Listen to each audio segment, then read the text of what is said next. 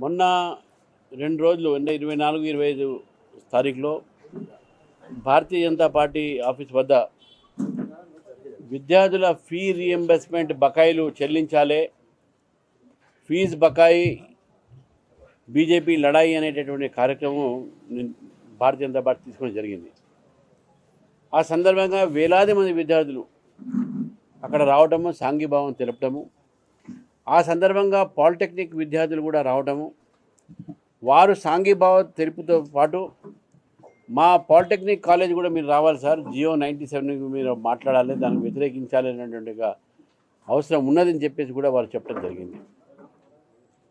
మరి ఈ సందర్భంగా ఈరోజు భారతీయ జనతా పార్టీ పాలిటెక్నిక్ కళాశాల రామంతపూర్ మేము పోవాలి అని చెప్పి నిర్ణయం తీసుకోవడం జరిగింది. మా యువమోర్చా అధ్యక్షుడు గణేష్ గారు, మా వైస్ ప్రెసిడెంటు కళ్యాణ్ గారు, ఎస్టీ మోర్చా రవినాయక్ గారు, యశస్వి గారు, అనితారెడ్డి గారు అందరూ కూడా ఈరోజు మొత్తం ఈ యొక్క యువమోర్చా టీం అంతా కూడా పాలిటెక్నిక్ కళాశాలపై విద్యార్థులతో మాట్లాడటానికి మేము నిర్ణయించినాం. ఇది అరెస్ట్ చేయడం జరిగింది. ఇక్కడ హౌస్ అరెస్ట్, విద్యార్థులను కలవడానికి వీల్లేదు అనేది ప్రభుత్వ నిర్ణయము. ఏది ఉన్నప్పుడు కూడా ఏదైతే భారతీయ జనతా పార్టీ చేపట్టినటువంటి ఒక ఏదైతే ఉద్యమం ఉందో, ఇది ఏదో 2 రోజుల కోసము ఫీజు రీఎంబర్స్మెంటు లేకుంటే పాలిటెక్నిక్ విజిట్ కాదు. ఇది తెలంగాణలో ఉన్నటువంటి యావత్ విద్యా వ్యవస్థ, విద్యార్థుల భవిష్యత్తు, ఈ రెండింటికి ముడిపడినటువంటి ఉద్యమం మాది. గత ప్రభుత్వం కూడా విద్యార్థుల్ని ఆ రోజుకు చెప్పారు. తెలంగాణ రాగానే టీఆర్ఎస్ ప్రభుత్వం వచ్చినప్పుడు దాదాపు 2 సంవత్సరాలు, ఏడాదిన్నర నుంచి 2 సంవత్సరాల వరకు రాష్ట్రంలో ఉన్నటువంటి ఒక 13 స్టేట్ యూనివర్సిటీస్, ప్రభుత్వం సంబంధించినటువంటి యూనివర్సిటీస్లో వైస్ ఛాన్సలర్ నియామకం కాలే. అప్పుడు ఏదైతే ప్రొఫెసర్లు, టీచర్లు అప్పటి వరకు ఉన్నారో చాలామంది రిటైర్మెంట్ అయిపోయారు, చనిపోయారు, చాలామంది అవసరం పడ్డాయి. ఇంతవరకు ఆ విశ్వవిద్యాలయాల్లో అప్పటి నుంచి కూడా ఇప్పటిదాకా కూడా కొత్త అపాయింట్మెంట్, రిక్రూట్మెంట్ జరగలేదు విశ్వవిద్యాలయాలు.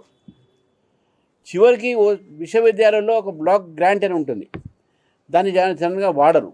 దాన్ని కూడా వాడాల్సి వచ్చింది విశ్వవిద్యాలయాల్లో ఒక పంతులకు, అక్కడ ఉన్న టీచర్లకు శాలరీస్ కోసం. విశ్వవిద్యాలయాలకు మన అయిన రేవంత్ రెడ్డి గారు వచ్చి నరేంద్ర మోదీ గారి యొక్క విద్యా వ్యవస్థ విషయంలో మాట్లాడుతూ ఉన్నారు. కానీ విశ్వవిద్యాలయాలకు వారు వచ్చారు, మన ఉస్మానియా విశ్వవిద్యాలయం చెప్పి నేను 1000 కోట్లు ఇస్తానని చెప్పారు. ఏడాది అయిపోయింది, 1000 రూపాయలు కూడా ఇంతవరకు ఇవ్వలే. అంతేకాకుండా ఈరోజు విశ్వవిద్యాలయాలతో పాటు ప్రైమరీ స్కూల్స్లో కూడా ప్రైమరీ స్కూల్ టీచర్స్ కూడా ఈరోజు రిక్రూట్మెంట్ లేవు. స్కూల్స్లో మొత్తం కూడా విద్యార్థుల్ని గవర్నమెంట్ స్కూల్స్లో ఎంకరేజ్ చేయాల్సినటువంటి ఒక పని మర్చిపోయి రేషనలైజేషన్ ఆఫ్ స్కూల్స్ పేరు మీద స్కూల్స్ అన్ని కూడా తీసేసి తగ్గించి, విద్యార్థులకు చదువు చెప్పడానికి టీచర్లు లేరు, వాళ్ళకి ప్రమోషన్ లేవు, వాళ్ళకి హెల్త్ కార్డు లేవు, సరైన టైంలో శాలరీస్ రావు వాళ్లకు. చివరికి ముఖ్యమంత్రి గారే వారు కౌన్సిల్లో, అసెంబ్లీ అన్నది జరిగింది, నా దగ్గర విద్యార్థులకు టీచర్లకు జీతాలు ఇవ్వడానికి నా దగ్గర డబ్బులు లేవు, మీరే చెప్పండి నేను ఏం చేయాలన్నారు. టీచింగ్ ఫీల్డ్లో, ఎందుకంటే నేను ఒక టీచింగ్ ఫీల్డ్ సంబంధించినటువంటి ఒక వ్యక్తిని, మా ఫాదర్ కూడా యూనివర్సిటీ ప్రొఫెసర్ ఉండే కాబట్టి పెన్షన్ మీద బతుకుతున్నటువంటి ఒక ఈ మొత్తం టీచర్లు, వాళ్ళకేం బిజినెస్లు ఉండవు, వాళ్ళకేమీ ఇంకా వేరే ఉండదు, మొత్తం పనిచేసిన తర్వాత వాళ్ళకి పెన్షన్ ఏదైతే వస్తుందో దాంతో వాళ్ళ జీవితం గడుపుతారు. పిల్లల పెళ్ళిళ్ళు కానీ, చదువులు కానీ, ఫర్దర్ స్టడీస్ కానీ. అటువంటి ఒక వాళ్ళ ఏవైతే టీచింగ్ ఫీల్డ్లో ఉన్నవాళ్ళు రిటైర్మెంట్ అయిన తర్వాత వాళ్ళకు పెన్షన్స్ ఇవ్వకపోతే చాలామంది టీచింగ్ ఫ్యామిలీ వచ్చిన వాళ్ళు సూసైడ్ చేసుకున్న పరిస్థితి మేము చూస్తున్నాం. ఎందుకు ఈ విద్యా వ్యవస్థ ఈ విధంగా పెడుతున్నారు? గత ప్రభుత్వం పెట్టింది, ఈ ప్రభుత్వం, నేను ఒక విషయం 2 కాదు, ఈ ప్రభుత్వం నిజంగా వచ్చిన తర్వాత చాలా పెద్ద పెద్ద మాటలు మాట్లాడారు. యూత్ డిక్లరేషన్ అన్నారు, విద్యార్థులకు న్యాయం జరుగుతుందని అనుకున్నాం. కానీ ఈ ప్రభుత్వం వచ్చిన తర్వాత విద్యార్థులకు ఇంకా అన్యాయం జరుగుతూ ఉన్నది. ఫీజు రీఎంబర్స్మెంట్ గత ప్రభుత్వం బకాయి పెట్టింది అన్నారు, మీరు అప్పుడు మాట్లాడలేన్నారు. నేను మాట్లాడినప్పుడు కౌన్సిల్లో రికార్డులో మీరు చూడండి, నేను మాట్లాడాను, మీకు గొడవలు కూడా చేసినాము. మేమే కాదు, ఏబీపీ స్టూడెంట్స్ కూడా ఆ రోజు ఫీజు బకాయిల గురించి ఆ ప్రభుత్వం వ్యతిరేకంగా పోరాటం కూడా చేశాం. ఎందుకంటే నిన్న మొన్న మంత్రులు చెప్తా ఉన్నారు, బీఆర్ఎస్ బకాయిలు పెట్టింది, అప్పుడు మీరు మాట్లాడలేదని. బీఆర్ఎస్ బకాయిలు పెట్టింది, బీఆర్ఎస్కు విద్యార్థుల విషయంలో అసలు మాట్లాడే రైతుకు అధికారం లేదని మేము చెప్తా ఉన్నాం. అది ఈరోజు కొత్త కొత్త జీవోలు తీసుకువచ్చి విద్యార్థుల్ని మీరు ఎటు తీసుకుపోవాలని చూస్తూ ఉన్నారు. పాలిటెక్నిక్ కళాశాలలో ఈరోజు చాలామంది వేలాది మంది విద్యార్థులు ఉన్నారు. ప్రైవేట్ కళాశాలలు ఉన్నాయి దీంట్లో. మరి ఈ పాలిటెక్నిక్ కోర్స్ ఏది ఉన్నదో ఈ కోర్సు కూడా ఒక స్కిల్ డెవలప్మెంట్ టైప్ ఆఫ్ కోర్సే. దాంట్లో కూడా ఎలక్ట్రిక్ స్ట్రీమ్స్ ఉన్నాయి, మెకానికల్ స్ట్రీమ్ ఉంది, దాంట్లో కూడా చాలా రకాలైనటువంటి స్ట్రీమ్స్ ఉన్నాయి. దాంట్లో కొంతమంది దాని తర్వాత ఈసెట్ రాసుకొని ఇంజనీరింగ్ సెకండ్ ఇయర్ చేరి ఇంజనీరింగ్ పూర్తి చేసేటటువంటి పరిస్థితులు మనం చూసినాం మనం. కానీ ఇప్పుడు అది శక్తి అనేది స్కీమ్ పెట్టి జియో 97 ద్వారా పాలిటెక్నిక్ కాలేజ్ మొత్తం కూడా ఈరోజు మూసేసే పరిస్థితి.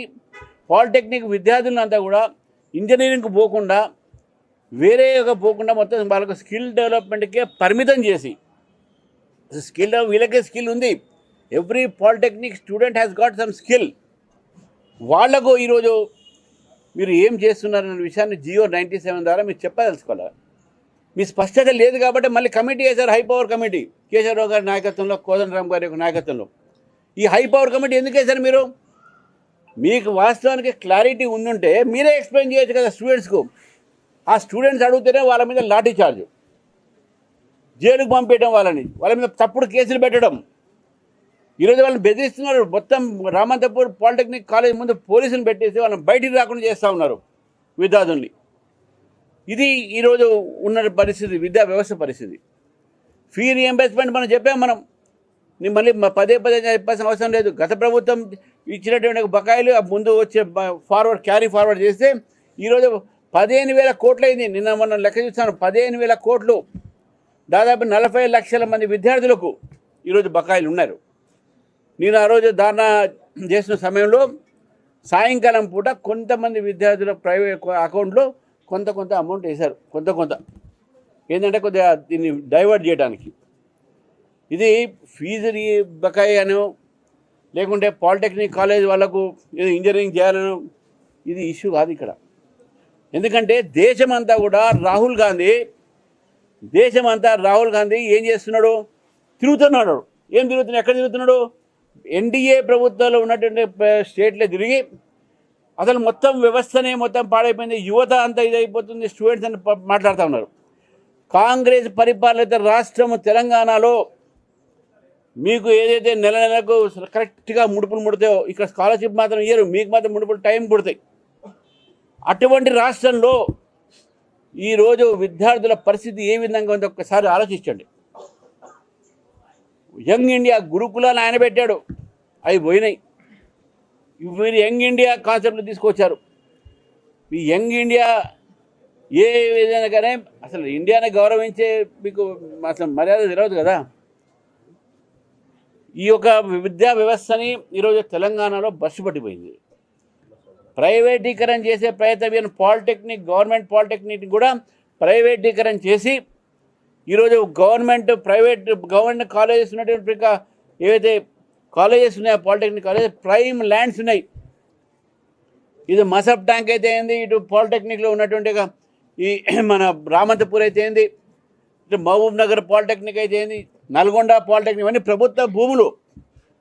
మొత్తానికి పాలిటెక్నిక్ కోర్సు ఎత్తేసి ఈ ఎడ్యుకేషనల్ సంబంధించినటువంటి భూములు కూడా ప్రభుత్వం రియల్ ఎస్టేట్కు లేకుంటే ఒక ప్రైవేట్ దానికి ధారావతం చేయడానికి ఇవన్నీ కూడా స్కీమ్స్ వీళ్ళు చేస్తూ ఉన్నారు.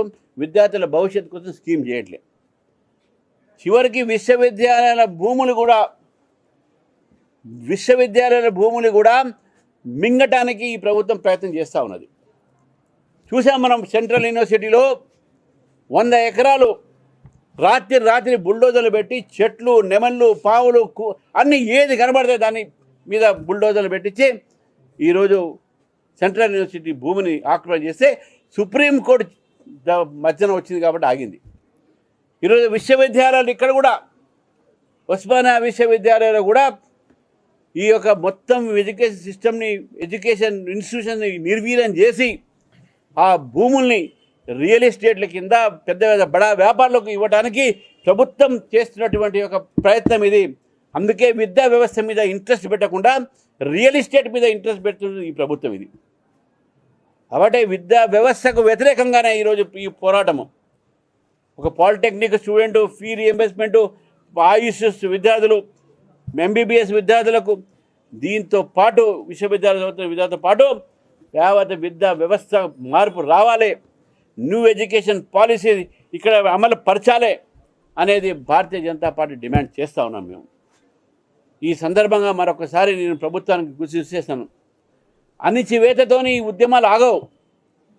ఇది ఆరంభమైంది ఉద్యమం, ఇది ఆగే ఉద్యమం కాదు. ఇది విద్యార్థులు ఈరోజు తెలంగాణలో వారి హక్కుల కోసం పోరాడుతున్నారు, వారి హక్కుల కోసం పోరాడతారు. నైతికంగానే మేము సపోర్ట్ చేస్తాం. వాళ్ళ ఒక ఉద్యమంలో మేము రాము లోపలికి. ఎందుకంటే నేను విద్యార్థుల్ని రాజకీయంగా వాడుకునేటటువంటి ఒక కాన్సెప్ట్కి వ్యతిరేకం. విద్యార్థులకు ఉన్న వాళ్ళ శక్తి ఉన్నది, స్టూడెంట్ పవర్ నేషన్స్ పవర్ అని మేము చెప్తూ ఉంటాం. వాళ్ళని మేము పొలిటికల్గా మేము వాడము కానీ ఒక పొలిటికల్గా నైతికమైనటువంటి ఒక సపోర్ట్ వాళ్ళకు ఉంటుంది. విద్యా వ్యవస్థ బాగు చేయాలన్నా విద్యార్థులే చేయాలి. విద్యార్థులు న్యాయపరమైనటువంటి ఒక కోరికలు తీర్చుకోవాలంటే విద్యార్థులే ఫైట్ చేయాలి. ఆ ఫైటింగ్లో భారతీయ జనతా పార్టీ మీతో ఉంటుంది, మీ వెంట ఉంటుందని చెప్పి తెలియజేస్తున్నాను. చివరికి ఒక మాట చెప్తాను రాహుల్ గాంధీ గారికి, మీరు ఏం చదువుకున్నారో ఎక్కడ చదువుకున్నారో నాకైతే తెలియదు, కానీ విద్యార్థులని మీరు రెచ్చగొట్టేటటువంటి ఒక మాటలు చూస్తూ ఉంటే అసలు మీకు ఈ భారతదేశం విద్యా వ్యవస్థ మీద కానీ, విద్యా విధానం మీద కానీ, విద్యార్థుల మీద కానీ మీకు గౌరవం లేదని స్పష్టంగా కనబడతా ఉంది. నిజంగా మీకు విద్యార్థుల మీద గౌరవం ఉంటే జార్ఖండ్లో 23 రోజులు విద్యార్థులు అక్కడ హంగర్ స్ట్రైక్ చేస్తే, ప్రాణాలు చేతులు అరచేతిలో పెట్టుకొని నిరహార దీక్ష చేస్తే ఒక్కసారైనా పోయి పలకరించారండి? లేదు. ఏవేవైతే పేర్లు, జంతువుల పేర్లు పెట్టుకొని, పురుగుల పేర్లు పెట్టుకొని ఏదో తిరుగుతూ ఉన్నారో వాళ్ళు కూడా ఎవరు మాట్లాడలే. కానీ బీహార్లో రెచ్చగొడతా ఉన్నారు. అది వాస్తవంగా చేసింది కాదు, అది కృత్రిమంగా క్రియేట్ చేసిన ఆర్టిఫిషియల్లీ క్రియేటెడ్ ఎడ్యుకేషన్స్. ఢిల్లీలో కానీ, ఈరోజు బీహార్లో కానీ, పూనాలో కానీ ఇవన్నీ కూడా ఆర్టిఫిషియల్లీ క్రియేటెడ్ ఎడ్యుకేషన్స్.